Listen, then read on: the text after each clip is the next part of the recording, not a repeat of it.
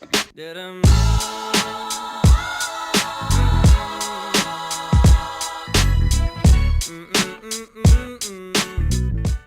good morning. Beautiful May day here. We are heading down to Milwaukee, Wisconsin today. The world-leading manufacturers of quarry and asphalt aggregate crushing equipment. They've had a few issues with some of the paint jobs that they've put out of the shop over the last couple months here, and we are going down to give them a few different options to see what we can do to help fix it. So there's a couple very important questions that we need to get answered as soon as we get to our meeting today, and one of the first ones is obviously who is the two current companies that are painting your equipment. As we always mention, you're only as good as your last paint job and your worst painter. So if they're having problems with some of these plants 3 to 4 years down the road, we need to determine, what the process that each individual specific painting company is taking to complete the work, and if they're doing their job the correct way. Another big important thing we need to find out about is what's the average turnaround time. Currently, I've been informed it's a 2-week turnaround time for most of this equipment, which is really putting a hinder into the schedule for the manufacturing facility itself so they can get these pieces of equipment out the door. Another question we'd like to ask is what type of warranty do these other painting companies that they're currently using offer? Taillight warranty, or is it a 2-year limited warranty? Does the warranty cover delamination of the paint, or does the warranty just simply cover if the paint's going to fade? Another question that we're going to have is what are the weights of each individual component? You'll see in a lot of the past videos that we have in our shop, we did not have an overhead crane. This type of equipment that we're looking at completing right now, we definitely will need to have that need for the crane. Probably a 5 to 10 ton overhead crane, trolley style. And fortunately for us today, we're also going to probably get to go right down the road from the facility that manufactures the plants to look at a building that's pretty much set up, from what I've been verbally told, for painting. Another question that we need to get answered, which is one of the most important questions, is the customer willing to specify a higher quality paint? Higher quality meaning more expensive. What we're trying to do is provide us painting specifications specifically for the application at hand, meaning this is a rock quarry and crushing equipment. We really do want a very corrosive primer, 2-part epoxy, something that's going to hold back the rust, something that's very hard. And then we also want a polyurethane top coat finish, something that's going to resist rocks and chips and also hold its gloss for years to come.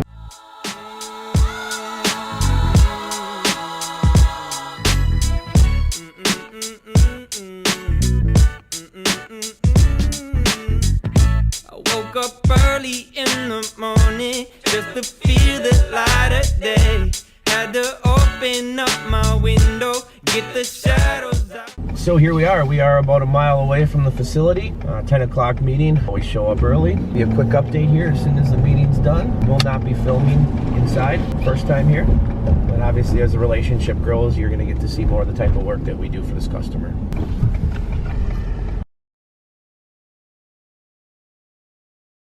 Pancakes for my problems, find me jamming old Jack Johnson. Swear I heard them angel calls, lay outside as heaven falls, heaven falls, heaven.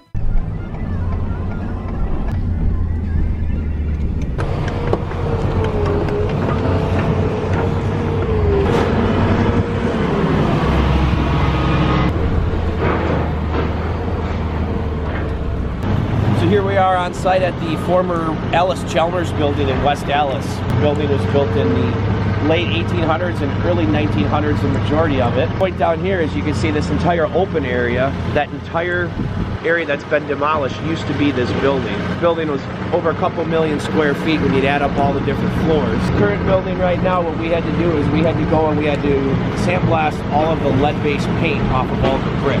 By allowing us to sandblast the lead-based paint off the brick, they could then reuse the brick, as you can see in these piles over here that are straight ahead. All of this brick, that's Cream City brick. So now they can reuse that for this project. This was like a $75 million renovation that's going to start here. It's going to be a hotel, parking, kind of little town park here. It's right downtown West Allis. So It's really going to look nice when it's done. Started this project in early December for the lead-based paint abatement. It was around 50,000 square feet. We've worked really well with Dirty Ducks Environmental out of Madison. They're the general contractor that got all the job for the lead abatement and asbestos. The final two parts of the building, it's kind of sad to see it go. It's been a real good job for us along the way here. I'll take you a quick walk inside and we'll show you the lead-based paint on the brick that we took off. By allowing us also to take the lead paint off of the brick, it was a lot easier. So this is a stairwells. The building had 6 of these and they're 6 levels tall. There was quite a bit of wet sandblasting to be done here, and this is the brick that had all the lead-based paint on it. So what we did is we wet sandblasted everything, paint off of the brick. Once everything was wet sandblasted, we then rinsed it down with a product called Lead Lisolve. Lead Lisolve is a surfactant that you spray on at low pressure that would take any of the old lead fibers that were left inside here, any of the lead dust. It takes that off of the surface. When they come in and do the XRF test with the lead gun, this would pass. Kind of, I don't know if you can look up straight up through the camera through the stairs here, but it's a pretty considerable amount. And then when we follow through up into here, this is the mezzanine level.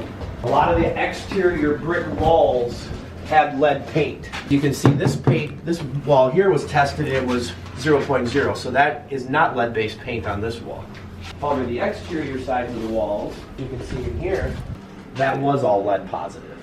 So we had full containment set up here along the floor where the duct tape is. We had full plastic up. Everything was under negative air the whole time. During the sandblasting process, we had to contain all of our dust. Nothing could get outside.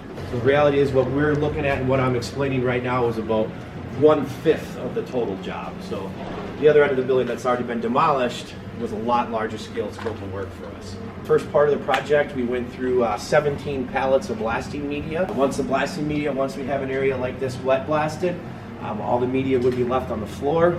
We'd hire a third-party company, vac truck company, to come in, and then they'd come in and we'd provide the labor and we'd suck everything up, all the dust. So as you can see here, there's no blasting media left anywhere. Trailer door goes up for the last time on this project. As heaven falls, heaven falls down on me.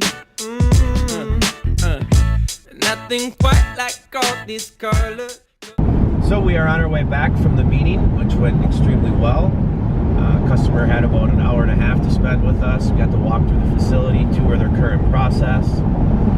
Went back to the conference room and they answered a lot of the questions that we had as far as the challenges that they're currently dealing with now, what they're doing, how they're doing it, and some of the steps that they've been discussing recently here of some changes that need to be made and implementing those changes. I did a lot of listening and a lot of note taking and had the ability to show off some of our videos of us actually painting their equipment themselves from in our shop from years past. Also like to thank all the past employees that are in these videos. You can't see their faces, but they're all good people that allowed to help the company grow and build and get to the point to where we're at now. Hats off to them.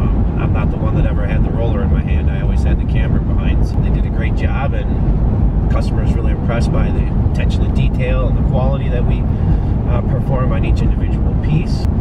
We are back to one of the most important things, and that's just following up, making sure that we recap the meeting with an email.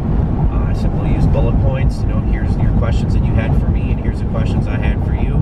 Hope you have a good weekend, and hopefully hear back from them right away this next week. So we'll do a little bit more detailed recap as time goes on for each individual project that we're on. Videos might be a little sporadic, but we just, if it's on our mind and we got some time, let's just explain how it gets done and the best way to do it. Paint a better day. Got good times on the horizon. I can see them on the. It's about that time.